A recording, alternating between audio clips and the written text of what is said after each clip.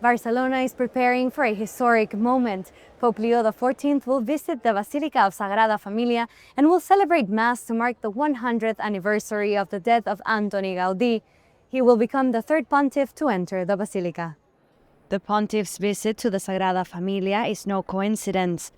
June 10th marks 100 years since the death of Antoni Gaudí, the architect who envisioned this temple and whose work has left an indelible mark on entire generations.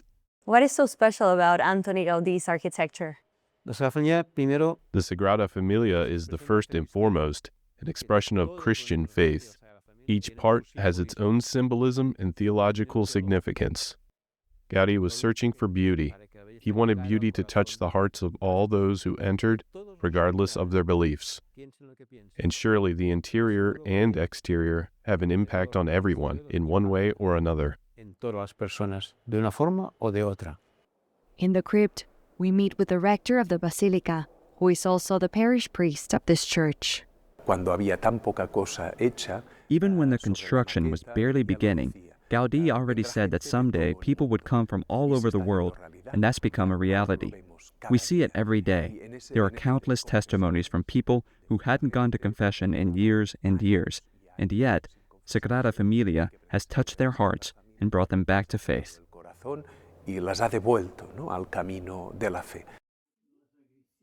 Few people today are still alive to bear witness to the history and the obstacles this iconic site has faced. Father Luis Bonet is 94 years old and has spent most of his life at the Basilica. His father, Luis Bonet y Garí, was born in 1893 and was a Catalan architect and disciple of Gaudí, whom he met in 1914. You were there at the Sagrada Familia when Pope Benedict XVI came. I was always watching from behind. They told me, "Look, you're going to the ceremony, where the altar is sprinkled with water and the walls are too, where the Pope also anoints the altar with holy oil." But they told me, "You're going to bless the wall of the Passion of Christ." I was very happy to do so. Everywhere I've been happy to be there and to serve people.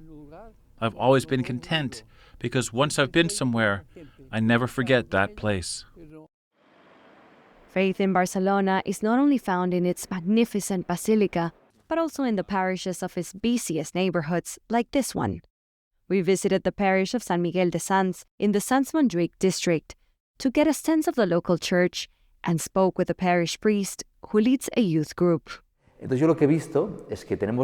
So what I've observed is that today in the Church of Barcelona, there are many young people whose parents don't go to church, whereas they do.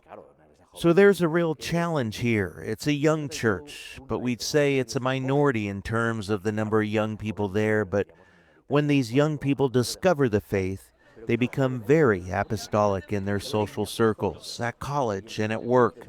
And they want their friends to meet the one who has changed their lives.